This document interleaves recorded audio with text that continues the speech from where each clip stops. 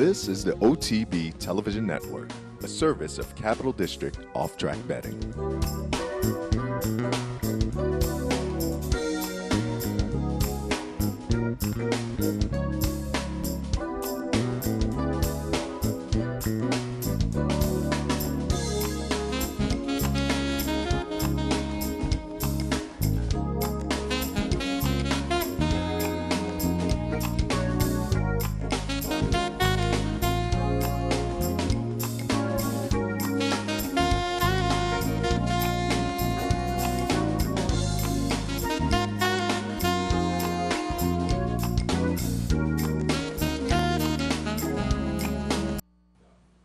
Good morning and welcome to Loose on the Lead the day after. A couple of days of Breeders' Cup, and we're going to have some Breeders' Cup conversation this morning. Seth Merrill from Equidaily.com in the studio, and live from Southern California, Steve Bick from Sirius and XM's At the Races. Good morning, Steve. Good morning, Seth. Good morning, everybody. And I guess we'll start out, just get some overall impressions of the 2 days. And Steve, we were talking off the air, and I said on the Handicappers Report earlier, I think big days they're colored by how well you did at the betting windows, and you have to step back a little bit. And Friday I did okay, didn't knock them dead, but I made some money on Friday. By about midday on Saturday, I just felt I was floundering on Saturday. I wound up with 3 winners on top: Dank, Wise Dan, Mucho Macho Man. But I'm an exacta guy, and I couldn't get horses underneath. I was not stringing together the pick plays. So about midday on Saturday, I started to feel like, I'm kind of disappointed by this Breeders' Cup. But then as the day played out, and by the time it got to the end of the day, I had stepped back and was a little more objective. Certainly, for me, the big anticipation of the weekend was the distaff, and I think that was a little bit of a disappointment, not to take anything away from Beholder, who was absolutely phenomenal in that one. But that was the one where the lead up, the anticipation, as it is in a lot of sporting events, wasn't matched by the outcome. We were hoping maybe Royal Delta, Princess of Silmar, Beholder are ding-donging it in the last 100 yards. Certainly didn't end up that way. So a little bit of a disappointment there. But again, by the end of the day on Saturday, I thought there was plenty of good stories. Gary Stevens, Mike Smith, good story. Groupie Dial, who I thought had lost a step. I used her underneath. I couldn't leave her out. But her win was certainly fun to see, validating the, bringing her back in racing this season. Misdirection, who I just thought is too fluky for her to come back off of long layoffs 2 years in a row. So I took a little bit of a shot against her, but wow, she was impressive. Another repeat winner in on the day, Wise Dan, very impressive also. And certainly Kathy Ritvo and her story with Mucho Macho Man, also impressed, and was fun to watch to cap the 2 days of racing. Your impressions of the weekend? Well, there's so much to talk about, and the themes involve so many different aspects of the game. The Gary Stevens story ultimately, I think, will be the over wrap for the entire Breeders' Cup. He won the Classic and the Distaff.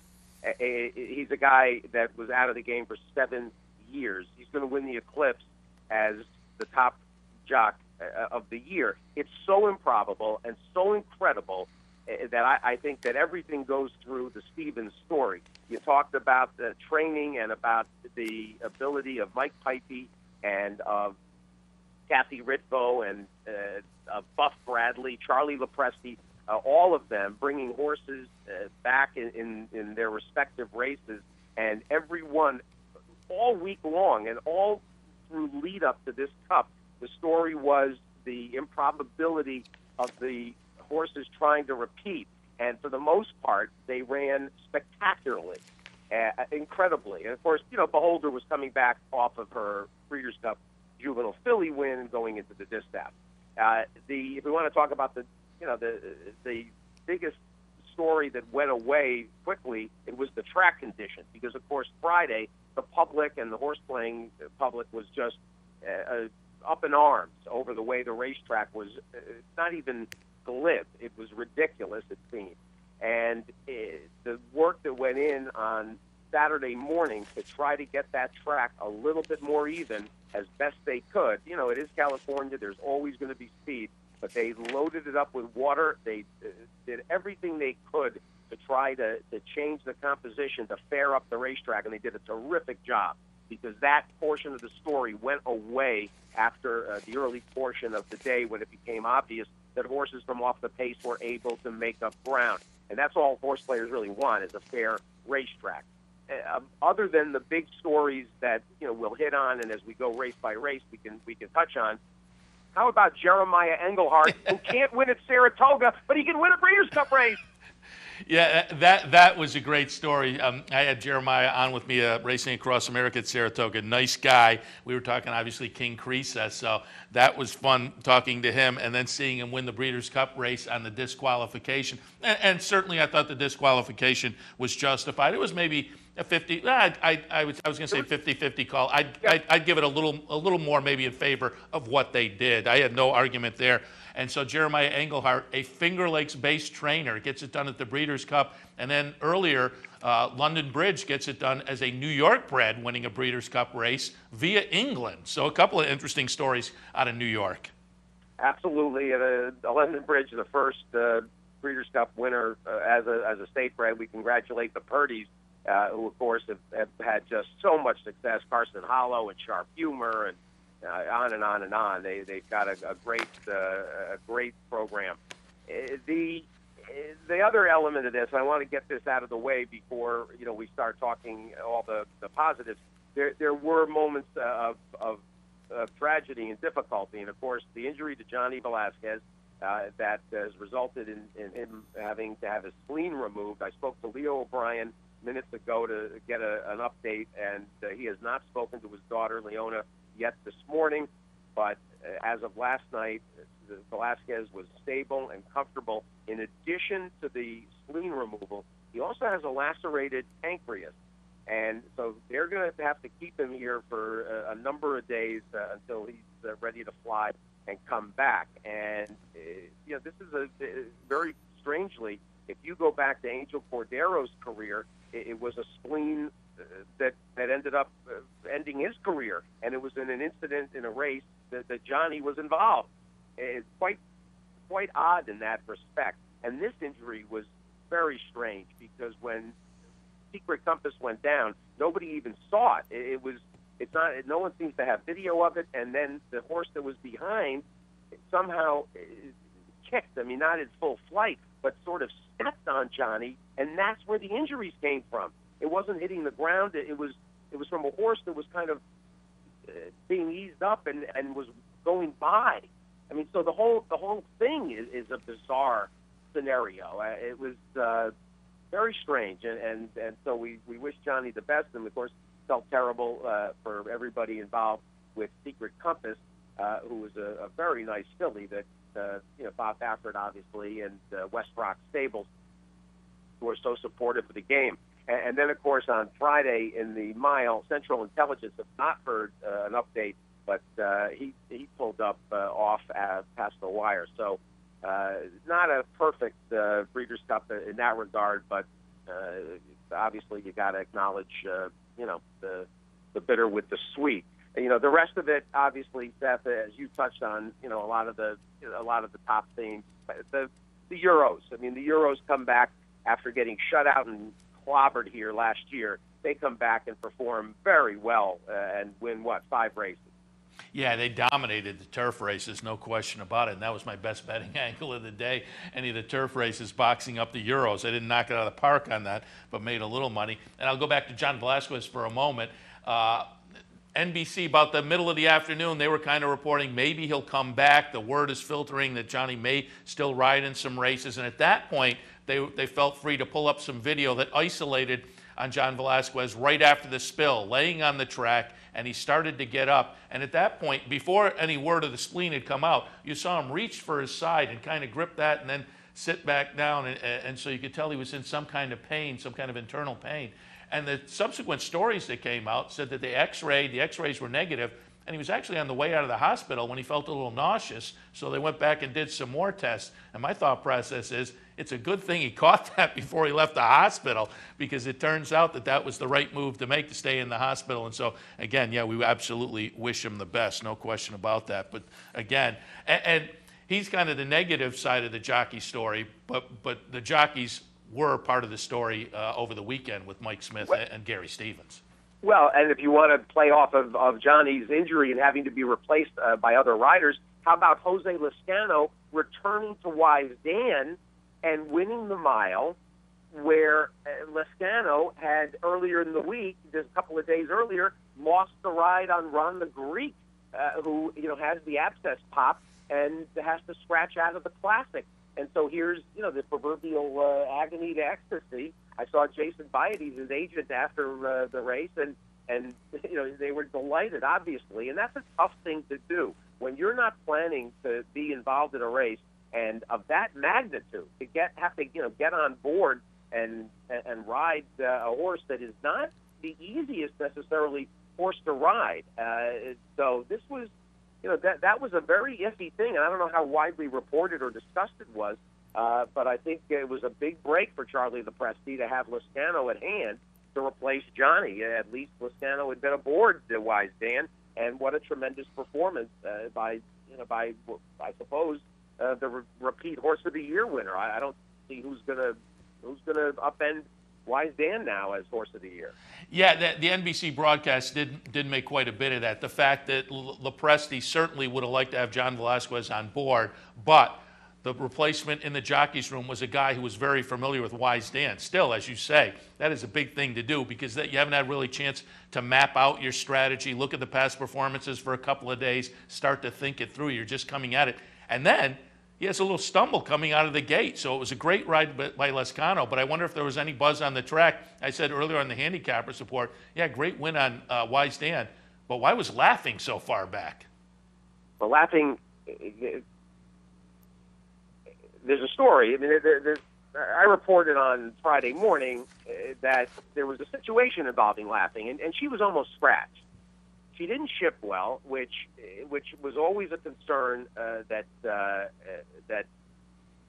they had for her, and she was off of her feed for a few days, and they literally, the report that I had was that they were almost certainly going to scratch. And so it became a surprise to me when they didn't scratch early on Friday, which was an option, and then Saturday morning, I was shocked that they did not come out. But they certainly wouldn't have run. Alan Goldberg has got a tremendous reputation as a horseman and somebody that would absolutely not run a horse if she wasn't right. But I mean, for me, I absolutely left her out of everything because I had real doubt. Anybody that's followed her career knows that she is not a horse you can get adventurous with. So it was a little surprising even to begin with that they came out there. Okay, that's interesting. Maybe that explains it. Because to me, the pace angle was all what she was all about, and to not be up on the front end, I wondered what Lezcano was doing, but maybe that explains it. It just may not have been her day. All right, let's start taking a look at some of these races and go back, and we're going to kick things off with the Classic, the highlight of the day. I liked Mucho Macho Man in here off of the prep race in Southern California coming into this. I had that one on top, but I had Game On Dude right underneath. I thought the race was going to go through Game On Dude. Game On Dude absolutely disappoints for the second straight year in the Classic, running ninth. Will Take Charge may have grabbed the 3-year-old crown, the 3-year-old Eclipse, with a nice second-place finish. Hats off to you. I was against declaration of war, but he was right in it down through the final few yards. We're going to watch the stretch run here. A ding-dong battle. And, Steve, I'm sure you probably didn't watch the NBC broadcast, but, boy, they were flirting with a Dewey versus Truman moment in here. They immediately, under the wire, called Mucho Macho Man and continued talking that way until it was declared official. And I don't think it was that certain of a finish. If you look at the photo finish, it was about 6 inches. But on NBC, they were confident through quite a while. We see him come under the wire here. It was a ding-dong battle. It was a great highlight to Saturday's card. No doubt about it, and you hit all the right themes. Will Take Charge will be your 3-year-old champion, and a tremendous performance, and a great job by Wayne Lukas, undoubtedly. But this belonged to Dean and Patty Reeves and Mucho Macho Man, Kathy Ritvo, who people seem to scoff at as a trainer, and criticized Pell Mell. What a tremendous job she did here with Mucho Macho Man. The decision to bring him out west was so clever because they don't really have a permanent home with this horse. So to go out there early, to get him acclimated, to give him basically make it a home track. We already knew he liked the track. I was against him personally because I thought on the pace scenario I was going to drop out him and Game On Dude. I thought the front end was going to be a little too peppery for Larned, Moreno. I just thought that there'd be a bit of more of a collapse, and there was enough of a collapse to get Will Take Charge right up at the wire. You talk about Declaration of War, who was my pick and who I lauded for 10 days coming into this set. I thought at the 16th hole, he absolutely was your winner. I thought he was going to get on by, and of course, Mucho Macho Man, very tough, and hangs in there. End up losing the photo even for second. And Declaration of War, I thought, was absolutely tremendous. He was right up on the pace. He ate dirt in his face, which was a real concern. When you have a turf horse, whether they're bred for the dirt or not, the bigger problem is them taking dirt in the face. He's a horse that likes to be covered up. Look at, I don't know if you watched that replay yet, but he is in the pocket in the toughest place for a horse in a race like this, with horses all around him, dirt flying, and he absolutely was terrific. And when Joseph O'Brien tipped him out, he doesn't quicken. That's the one problem with him. He's a grinder of sorts, and he's got a high cruising speed, but he doesn't have a burst of speed.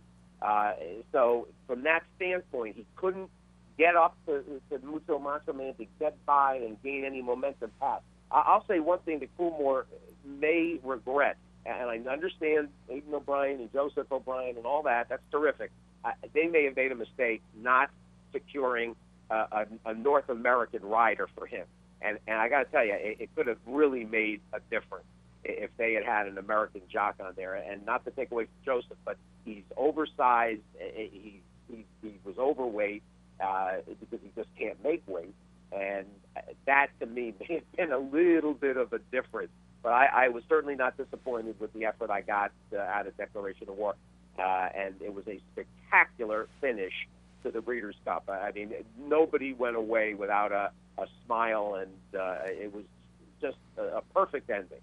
Yeah, certainly the ding-dong finish there, a photo finish, three-way. And again, I tipped my hat. You called Declaration of War, and I thought he ran great, much better than I thought. But let's go back to Will Take Charge as well. The pundits, so far, I'm still waiting for the next couple of days for things to really, to get some more information out there. But the limited response I've heard, Will Take Charge, probably the 3-year-old title. But let me ask your opinion. I brought this up earlier. Is Shug McGaughey going to look brilliant here? What if Orb wins the Cigar Mile? Does he throw his hat in the ring? Yeah, he could. He could. It wouldn't hurt. And that's a tremendous idea, actually. And that it may be too little, too late. Unfortunately, in some people's minds, though, that's the one problem. Seth, that's a terrific supposition. Yeah, and it's just that Will Take Charge was such a flop in the Triple Crown races that's a kind of a knock. But at this point, I think he is the leader. But and still have to play it out that Orb would have to do that. But at this point, it looks like Will Take Charge is the leader. I'll tell you one thing. He is enormous, Seth. I mean, he is a huge, strapping horse. And anybody that, that wants to rough him up for the spring, a lot of this is strictly just a horse maximizing, his mental ability with his physical ability. This is just a horse that, was going to need a little extra time to, make all the working parts come together. But he is, as a 4-year-old prospect, if Lucas can manage, not to grind him into a stub, he has so much upside, and the 4-year-old season for all of the 3-year-old crop should be tremendous. Yeah, there's no question. It seems like he's grown into himself. All right, let's go over to the girls' side. Let's go back before we go to our next commercial and take a look at the highlight of Friday. As I said, for me, the Distaff was a little bit of a disappointment. I was really anticipating this to be the highlight of the 2 days. Princess of Silmar, Royal Delta, Beholder, all were attracting attention. Close Hatches brought a little bit of interest to the table as well. We'll watch the stretch run. It will be number 5, Beholder, under Gary Stevens. Wins the highlight both days, wins the Distaff and the Breeders' Cup Classic. Just an amazing story. But Beholder kind of runs away from this one. And I think she probably, I would say voters will tilt towards her for the 3-year-old filly crown, but I said earlier, I don't think Ed Stanko and his crew should lament making the decision to go, because even I, a couple of weeks ago, said that if Princess Asilmar stayed in the stable, she probably had the 3-year-old filly crown locked up. But looking at what Princess Asilmar did on Friday, I'm not sure that's true now. I think if Princess Asilmar had stayed in the barn, I think Beholder, with the win on Friday, probably still would have gotten a lot of attention to the 3-year-old filly Eclipse. Well, this is going to be an interesting debate, and Ed Stanko was very disappointed, and they certainly can talk a little bit about the racetrack maybe hurting her, but she never had a chance in this race, Seth. She just didn't. And Royal Delta, for all of the bluster and all of the hubbub, Beholder, you almost had to be here in California to have a pulse of what was going to happen. She worked into this race so spectacularly and had the most respected observers of workouts and of physical comfort. Everybody was just absolutely guaranteeing that she was going to win and was going to just absolutely drown this field, and she did. And I who was against her a little bit out of the Zenyatta, I thought, who's she beating? And she's getting these easy leads and blah blah blah. I finally went ahead and acquiesced. I put her on top, and I went to close hatches second, and was very happy with the way the thing ended up running. But it was a weird thing. This was a West Coast buzz horse that people around the country, East Coast particularly, are going to scoff at. And in this particular case, it was a huge mistake. Royal Delta is over the top, and that was the run that she made in the Beldame was really, when she had no resistance to Princess Asilmar, that really said what you needed to know, that her interest level had waned. And that made me keep her off the board, and that probably also made the Princess Asilmar camp think that they had something even better than they had. I mean, if you're a figure person, if you use Thurgraph, for instance, Princess Asilmar was no better than Beholder or Authenticity going into this race from a figure standpoint. So, you fold in some of that and some of the visual and a negative impression of Royal Delta coming into this race, and that's how you sort of conclude that Beholder is probably your horse. And close hatches, to me was the fun price to use. So it was one of those things, same thing in the Classic, where you have these horses that are very familiar to you, and you can only go by what your knowledge is. It's easy to look back and figure some of this out afterward, but that's those were the working parts to the distaff. All right, let's take our first break, and when we come back, we'll take a look at a couple of more races from yesterday at the Breeders' Cup. You're watching Loose on the Lead. Again, Seth Merrill, Equidaily.com, Steve Bicker, Sirius and XM's At the Races. We'll be back right after this.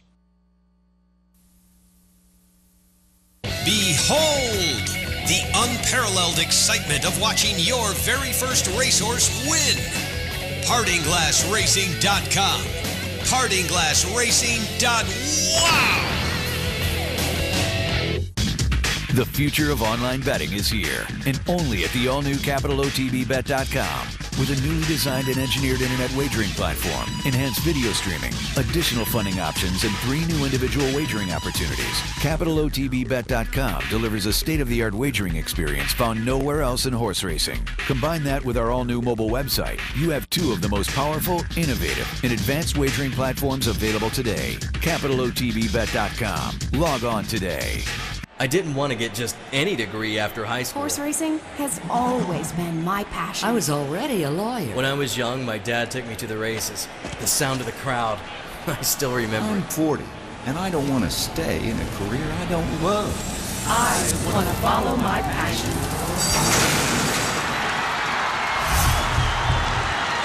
Follow your passion at the University of Arizona Racetrack Industry Program.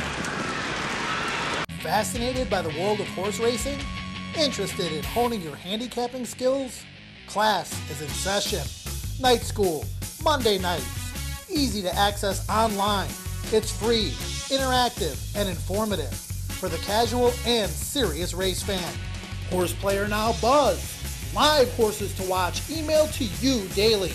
Our eyes, your prize. Night School in the Buzz. Visit horseplayernow.com for details. Behold the unparalleled excitement of watching your very own racehorse win. HardingGlassRacing.com. HardingGlassRacing.wow. Welcome back to Loose on the Lead. Seth Merrill live in the studio. Steve Bick live from Southern California. And Steve, let me just touch on, I'm sure you had a lot of fun. You were out there live all week doing the radio show, and I picked up bits and pieces of it here and there when I had a chance. It seems like you had a great week out there on the radio. Well, I appreciate you bringing that up because I got to acknowledge the guests, everybody that comes through, all the regulars, and then the guest handicappers. I know a lot of people are listening to the radio show the next morning on the replay here on Capital OTB. And to be honest, we had, I thought, for At the Races, an incredible cup. The information that went out, whether it was Sid Fernando delivering London Bridge, Nick Luck, who was typically tremendous. He gave everybody Outstrip and Giovanni Baldini. 6-1 on Outstrip was a ridiculous value. Rich Migliori came on the show, I think, on Wednesday after the workouts, or Tuesday, and he said Priscillium and Secret Circle won't lose. I mean, when you get to listen to opinions of pundits, you start to trust certain people, but the way they describe it, really will help people, I think, and then, the way you tie it all together. But I was very proud of the 15 hours that we did out here, and I know people did very well off of the opinion. Yeah, as I say, I picked up bits and pieces, and it was interesting as always, particularly when you're there live on the scene. It's always great to hear that leading up to a big event, and I'm sure you'll have a lot of recap guests and whatnot this week. I will tout, if you're talking about folks coming on and giving good opinions, I'll talk about Racing Across America. Last Thursday, had Dave Rodman on from Laurel Park, and we asked all our guests, all our regulars all week long, give some Breeders' Cup opinions. And Dave said, well, I'll give you one early on the card on Friday before the Breeders' Cup races start. He had been following a horse that it had in his stable mail, waiting for this horse to get the blinkers on. Blinkers were going to be on Friday. Air a Storm gets it done at Santa Anita. I think it was the second race, $77. So a nice call by Dave Rodman of Laurel Park. All right. That was also a horse that Kurt Hoover gave out from the paddock. Same exact thing about the putting the blinkers on. Yeah, nice. All right, let's kick back into a couple of more races. And as I said, there was some great stories over the weekend. There was fun stories going in with horses having a chance to repeat, and some of those played out. One of those is Groupie Doll. We're going to watch the Breeders' Cup Filly and Mayor Sprint. I had Groupie Doll in the mix. I put her underneath. I thought she was vulnerable. It just seemed like she wasn't as good this year as she was last. We're watching the stretch run, Groupie Doll, the number 11, over what is turning out to be her arch nemesis, number 9, Judy the Beauty. Nice run by Judy the Beauty as well. But boy, Groupie Doll kind of validated her. They're bringing her back this season. And Buff Bradley, post-race commentary on NBC, got a little bit emotional talking about his dad, who couldn't make it out to the races this year, but was certainly watching at home. And now Groupie Doll heads into the auction next week. But what a way to go out! Absolutely, and it may not be journalistically palatable, but I've become very close to Buff Bradley, and I get choked up with him too, because the story of him and his dad. You got to fold in, ahead of Groupie Doll, you got to fold in Brass Hat.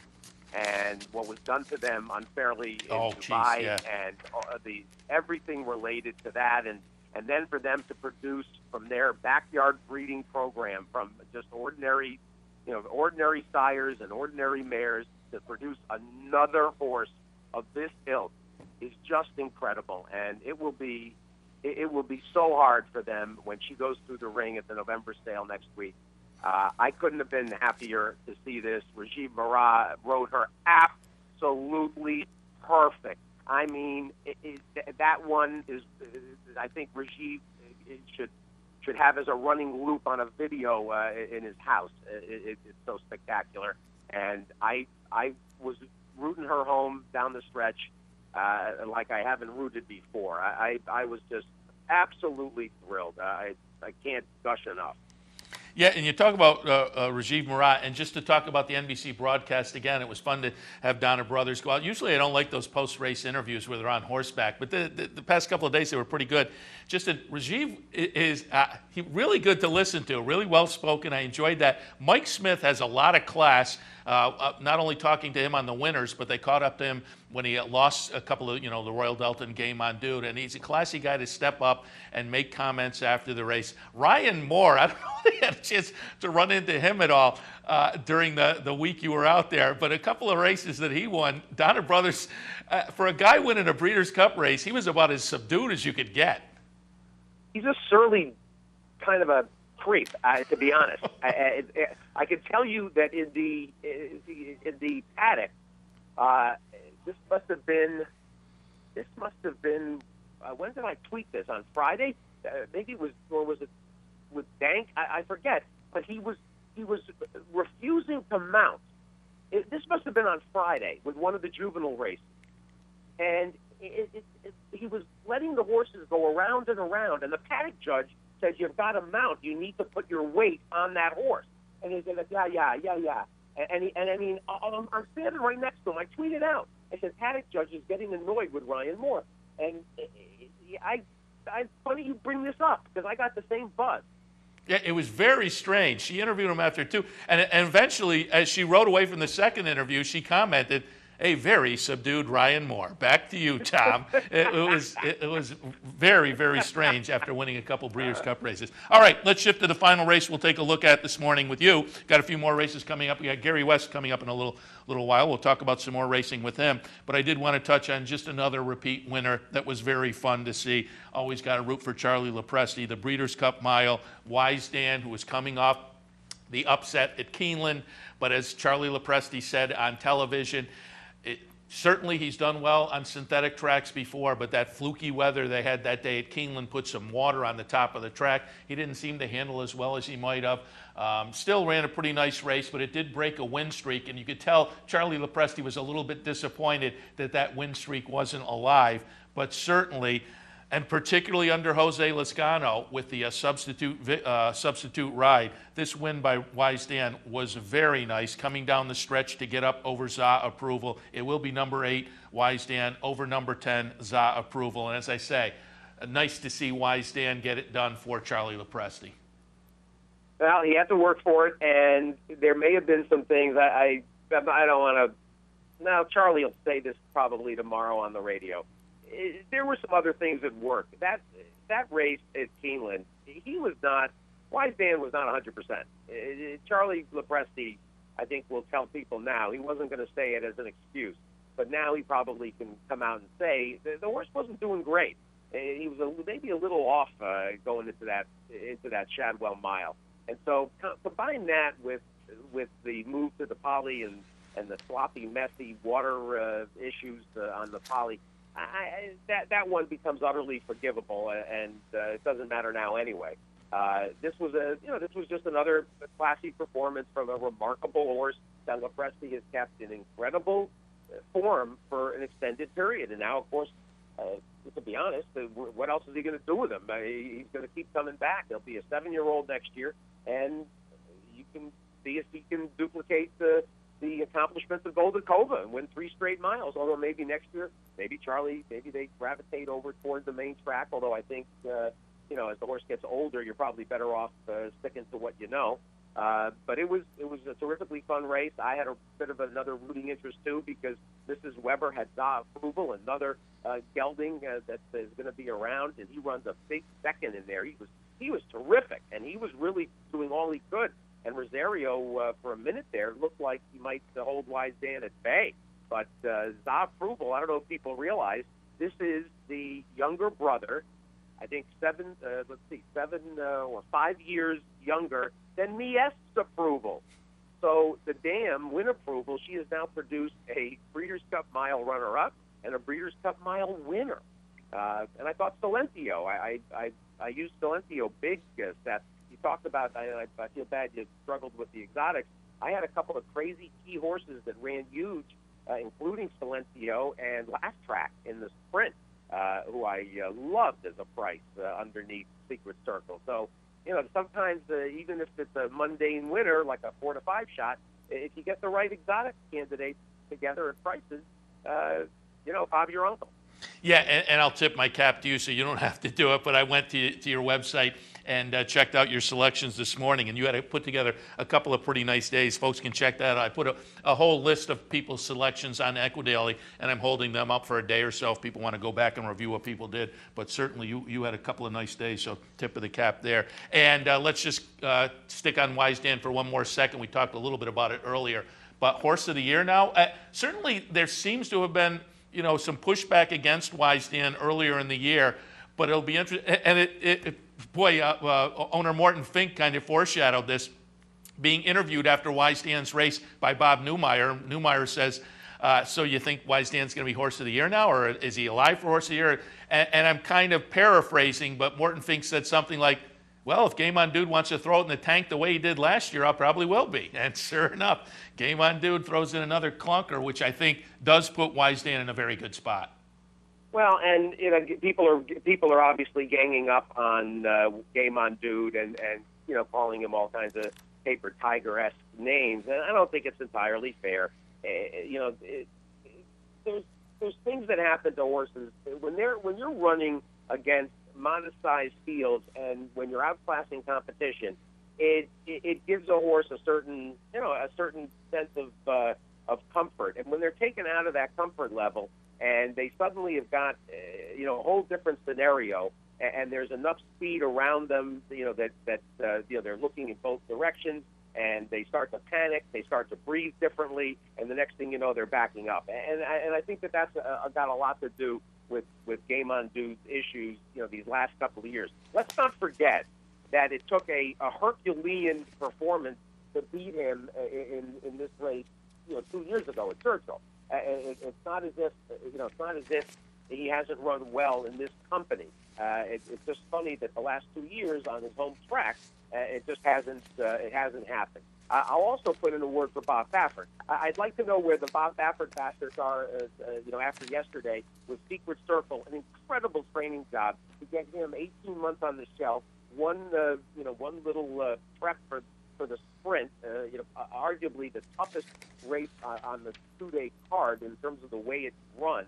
And Secret Circle was just incredible, winning the sprint. And then, of course, New Year's Day, winning the Juvenile for Baffert. And the Bob Baffert was very fashionable this year to ridicule Baffert. And I thought it was notable that he had a very good afternoon, certainly.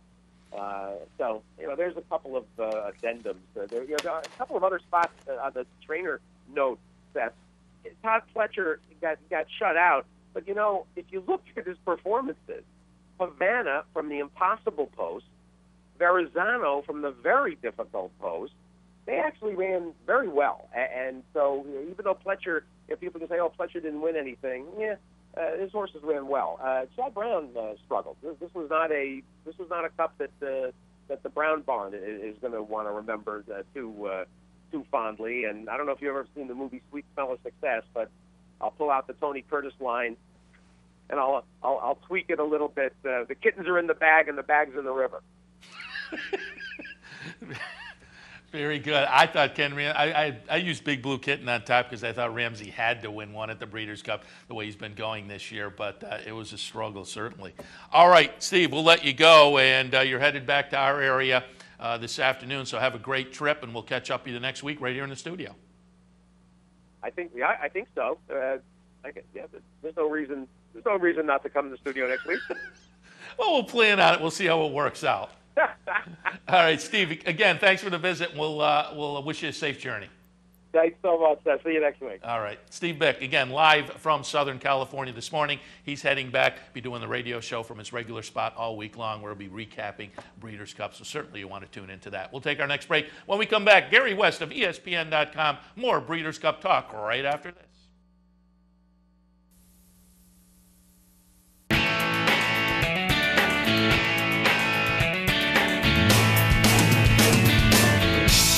It's more than just a sports bar. It's Stadium Cafe. Located at 389 Broadway in Saratoga, it's the place to be for great times and great food. Their menu features everything from gourmet entrees to your favorite wraps and sandwiches. Or maybe you just want to grab a beer and catch the game. So what could be better than that? How about two Stadium Cafes? There's also the Westside Stadium, right up the road at 112 Congress Street. Same great menu, same great service. Whether you're hanging at the bar or just relaxing outside on their spacious covered patio, you'll always leave knowing you'll be back again. We love, above all, the staff. We love Dave Harmon, and the food is fantastic. Not one, but two. 112 Congress Street, 389 Broadway. Guaranteed to be a home run. Stately Victor, final furlong of the Toyota Bluegrass, runs right by Patio Prado. Alan Garcia and Stately Victor, a 40-1 upset. Dinah Zappa holding on. Dinah Zappa wins. Horse of the Year Ghost Zapper. Sire of 9 new stakes horses and 5 new stakes winners, including Grade 1 winner Stately Victor in 2010, standing at Adena Springs.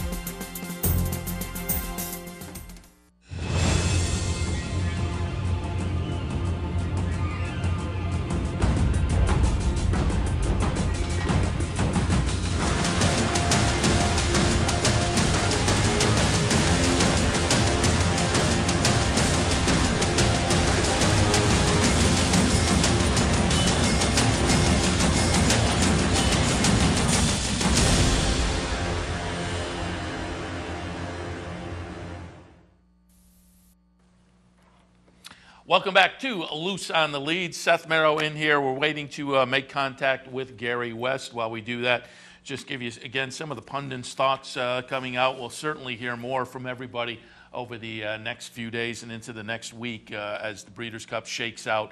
We started to hear things. Mike Watchmaker tossed out some Breeders' Cup Friday thoughts in a column. Starts it out, says, okay, so now who is the champion 3-year-old filly? And he goes through, it seems like it's kind of even between Princess Asilmar and Beholder, but then he says Beholder won on the biggest stage, and Friday counts more than what has been done perhaps by Princess Asilmar. The way she did it counts even more than that. So it seems like Mike Watchmaker tilting in favor of Beholder in that 3-year-old filly division, and I think that's the way things are probably going to shake out for folks. And have I heard? Yes, we have Gary West now. Good morning, Gary. Good morning, Seth. How are you doing? Very good. And how about you? Oh, I'm good, mate. It was a great day of racing yesterday, wasn't it? Yeah, and before we touch on some races specifically, let me just go generally and get your general impressions over the past couple of days. And I said at the top of the show, for me, it just by midday on Saturday, I was a little bit disappointed because I thought the distaff, which I was anticipating so much, fell apart a little bit, and that's not to take a thing away from Beholder, who was very, very good. I tip my hat. But just from a sporting event, I was hoping for that ding-dong battle, Princess Asilmar, Royal Delta, Beholder. That didn't happen. So I was a little disappointed by midday on Saturday. But then as the rest of the day played out, I started to look at the repeaters, Wise Dan, Misdirection, Groupie Doll, and that ding-dong battle in the Classic, and the story of Kathy Ritvo winning with Mucho Macho Man put it all together. So by the end of the day, probably not a home run, but it was certainly a pretty good couple of days of racing. Your impressions? Well, I agree entirely. And the story of the Breeders' Cup, or something, one of the foremost stories was Gary Stevens' performance winning both the Classic and the Distaff, returning to competition after being away 7 years. Frankly, he got my vote for the Eclipse Award as the top jockey in America, simply because of what he accomplished coming back from a hiatus of 7 years. I think it was phenomenal. And, we usually give that award to the leading money earner pretty automatic. So maybe we ought to look a little deeper this year and reward Gary Stevens for this accomplishment. So anyway, I thought there were some great stories. Kathy Whitfield, of course, doing a great job with Macho Man. Early in the year, it was very questionable that he was going to return to form, but he certainly did. Great day of racing. Yeah, it's funny you brought up Gary Stevens right off the bat like that, because I had Steve Vick on earlier, my usual partner, but he's out there in Southern California, so we had him by phone this morning. But he said exactly the same thing. He thinks over the next few days, the story of this 2 days will be Gary Stevens and that phenomenal comeback. Gary, let's take a look at some of the actual races and get some of your thoughts, and particularly on the juveniles. We had you on last week talking about the juvenile races, and I think we were all kind of a little bit against the Southern California juveniles. Tappet Rich was certainly taking a little bit of attention. But other than that, the horses coming out of those prep stakes races were not jumping off the page at us. New York contenders looked a little stronger. We're going to watch the stretch run here, however, of the juvenile. And coming up the fence, the other Baffert horse. It will be number 4, New Year's Day, getting it done for Bob Baffert. Prior to this, only a couple of maiden starts. Broke the maiden on August 31st at Del Mar prior to this. Right behind him is going to be number 13, Havana, and number 14, Strong Mandate. Those New York contenders. From their outside posts, probably some pretty good finishes by them. But again, New Year's Day gets it done. Give me your thoughts on the juvenile, but more importantly, horses that come out of this that potentially have a shot to make some noise as 3-year-olds next year.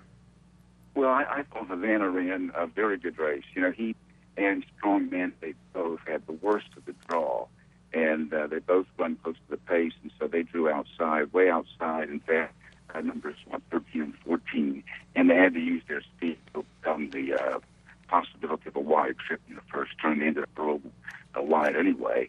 So I really thought Havana ran the winning race. New Year's Day gets through every step. Havana's 3 to 4 wide in both turns and pressed the pace. And I'm going to vote for him as the champion 2-year-old. I think his win in the Champagne and a runner-up in the juvenile certainly trumps New Year's Day, just having a perfect trip and winning the juvenile. Strong Mandate, I thought, ran a big race. And I was impressed with Tappet Rich. Obviously, he's a very green colt. He was ranked.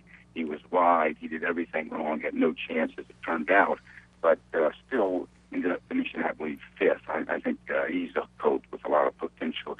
And I do like Mexicoma as well. He came running late, showed good energy down the lane. I think those two of the whole group are horses that you might look forward to seeing next year in the run toward the crown.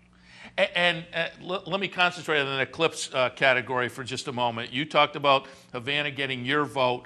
Certainly, it would be a long shot that New Year's Day. I think a lot of voters give plenty of credence to the Breeders' Cup races, but I just think off a couple of maiden wins, this is not enough to be an Eclipse type of performance from New Year's Day. Very nice performance, but I agree, it would be tough to make this one my Eclipse vote. But I will ask you, let's go back to the East Coast. What if Honor Code wins the Remsen? Does he get some consideration? He does get some consideration. And what if New Year's Day wins the Cashcoff Futurity? That would change the game entirely. So I think probably the best thing you can say is that the 2-year-old season isn't over yet. But if it were to end today, I certainly would vote for Havana. All right, now let's shift our attention to the juvenile fillies. A little bit of controversy, although I say controversy, it was a DQ that I think most people looked at and probably could have made a case for. But She's a Tiger, again, coming out of Southern California, gets it done there under Gary Stevens, who had that great weekend. But there was a little bit of bumping near the wire. And who gets moved up? Rhea Antonia for Jeremiah Engelhardt, a Finger Lakes-based trainer. Would have been a tough case to make for this horse. Subsequently goes off at 32-1, but had a lot of grit down the stretch. Sweet Reason winds up finishing 4th in this race. Artemis Agritera winds up finishing 5th. Those were the New York contenders coming in. Your thoughts, again, looking at this race with Eclipse potential and then maybe next year as 3-year-olds? Well, I thought the track Friday was more speed biased than certainly Saturday. It slowed down Saturday. It became a much more fair track on Saturday. And She's a Tiger took advantage of the glib surface, went right to the lead, and as you point out, had some trouble down the lane. And I have no problem with the disqualification. Would I have a problem with consistency? I've seen situations in California that were 10 times worse than that, and they leave the horse up. And then they take her down because they're on national television, and it's a big stage, and so She's a Tiger comes down. Castellano never stopped riding on Rhea Antonia, and yet they take She's a Tiger down. But again, it was a nose. Did it cost her a nose? Very, very possibly. So I'm not arguing with the decision, but I just like to see some consistency there. But it certainly throws the Eclipse Award right up in the air, and it's a jump ball at this point. I don't know who's going to get it. Sweet Reason was far back early. She made a big run. It finished fourth, kind of flattened out late. Rosalind came running. Artemis, I was disappointed with her. I thought she was a perfect stalking trip, and she did, but then she flattened out. So the 2-year-old fillies as a group were somewhat disappointing, and I really scratch my head on this one and hope something pops up in the next month to be convincing. And before we get to look at another race, speaking of Eclipse categories, we looked a little bit earlier and saw the distaff from Friday. I talked about that as being a little bit of a disappointment, but I want to get your thoughts there as far as the Eclipse goes. The 3-year-old filly Eclipse, I think my feeling is that Beholder is probably going to have the edge. But I also said earlier, I don't think the Princess of Silmar camp should lament making the move, because I think a couple of weeks ago, I was even in this camp. She could have stayed in the barn, Princess of Silmar I'm speaking about, and been the 3-year-old filly champ. But now, having seen the race Beholder ran on Friday, I'm not sure that's true. So I don't think the Princess of Silmar camp should necessarily wring their hands. I think they would have been up against it anyway, given what Beholder did on Friday. Your thoughts on the 3-year-old filly Eclipse? I agree entirely, and I do think the voters are going to go for Beholder, even though Princess of Silmar won what are traditionally the defining races in the division. Kentucky Oaks, Coaching Club American Oaks of Alabama. She is the filly that did everything you would hope a 3-year-old filly can accomplish, and then she doesn't get the award. That's going to be hard to take. But at the same time, she had a great year. Frankly, I would not argue with anyone who votes for Princess of Silmar.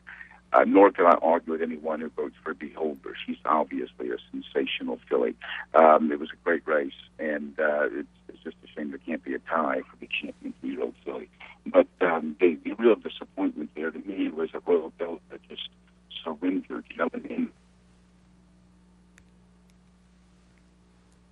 and thought was maybe she doesn't want to be a racehorse anymore. And she came back and had some great works, and she looked good here in the mornings.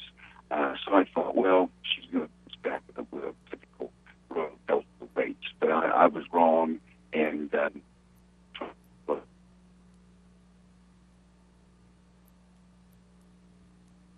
Gary, we're losing you, but I agree. It seems like Royal Delta, I was in the same camp. I felt like Royal Delta, with Bill Mott saying that he hadn't had the screws tightened before the Beldame. Now it seemed like the screws were tightened, but it was disappointing to see her throw in a little bit of a clunker. But I want to bring up one more mare that was interesting on the card. We're going to watch the stretch run to the Breeders' Cup Turf Sprint. Misdirection is going to get it done under Mike Smith, who, along with Gary Stevens, put in a very good 2 days of the Breeders' Cup. Misdirection, the number 12 horse, making a nice closing move, just the way she did last year. I found it tough to use Misdirection because I thought coming off layoffs 2 years in a row, it was just too fluky for her to do. But she does it pretty convincingly here as we see him coming under the wire. And with Jim Rome being one of the owners, a race that will certainly play up in the PR department. But again, Misdirection, your thoughts on this one coming back off the big layoff now for the second year in a row? Yeah, how about that? Obviously, she's a specialist, and the game is 6.5. Down the hill. I'd like everyone going in, but I thought she was too short a price, given the situation. She went off favored, and at that price, I had to look for something a little more enticing, and I thought it was a wide-open race. But you can't argue with these old veterans like Gary Stevens, Mike Smith, and Misdirection, who just know how to get it done. And let's go back to the other repeaters that, again, made it an interesting and fun weekend for me.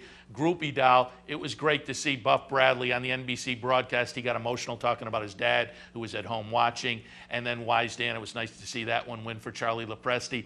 And interesting as well, because of the injury earlier in the day to John Velasquez, they had to go over to Jose Lezcano, who had some experience on the horse, but still tough middle of the day to get put on in a big race like that. Horse stumbles a little bit coming out of the gate, but impressive again, repeaters, Groupie Doll and Wise Dan.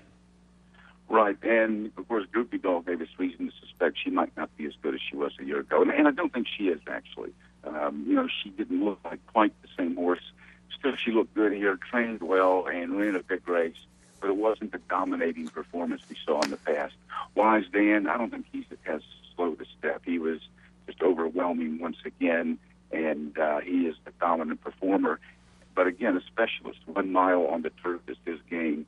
I think next year we might hope to see something else from him. The question now is he going to be Horse of the Year? A turf miler getting the award is unprecedented. I think he got it last year because of his versatility, but he wasn't versatile this year. So it'll be interesting to see what happens. On the other hand, I don't know how many options there are for Horse of the Year. Yeah, and I said earlier, and I'm sure you didn't see the NBC broadcast either because you were out there live, but Bob Newmeyer interviewed owner Morton Fink right after Wise Dan won, and he said, well, you have a shot at Horse of the Year? And Morton Fink says, well, if Game On Dude wants to tank the way he did last year, maybe so. And then Game On Dude came out and lived up to that and threw in another clunker. So I think Wise Dan certainly has his hat in the ring. And Gary, before we let you go, I know obviously we talked to you plenty during the Triple Crown season because you start plugging in during the 2-year-old season before they even move into being 3-year-olds. So I want to ask you this year, we'll take charge with the close-up second place finish. It seems like there's been I'm not getting the full feel of the pundits, but there's been a little buzz out there just over the past 12 hours or so. It seems like Will Take Charge is getting a little buzz with the second place finish as the 3-year-old Eclipse. But I'll ask you, is he going to be live in the 3-year-old Eclipse? And what about similar scenario to Honor Code maybe in the Remsen? What if Shug takes Orb to the Cigar Mile and wins with that one? I agree. I think Will Take Charge right now would probably have a slight edge for the 3-year-old Eclipse. But if Orb has a good performance in the Cigar Mile, I would find it hard to deny him. After all, he did win the Kentucky Derby as well as the Florida Derby. Let's not forget, if we go back and look at the entire year, his body of work is very impressive.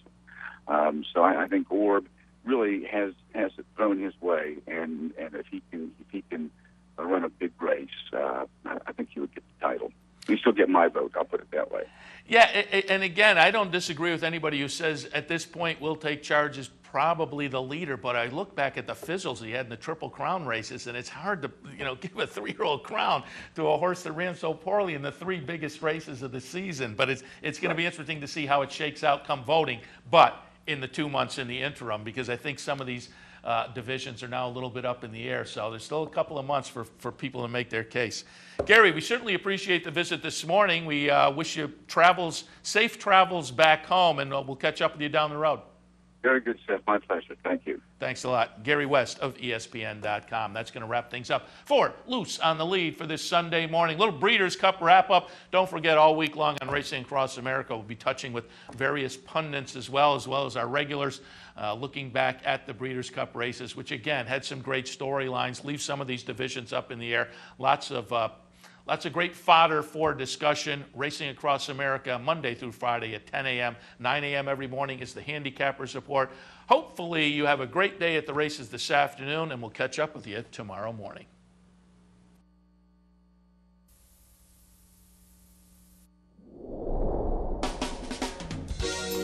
You're watching OTB TV, a service of Capital Off Track Betting.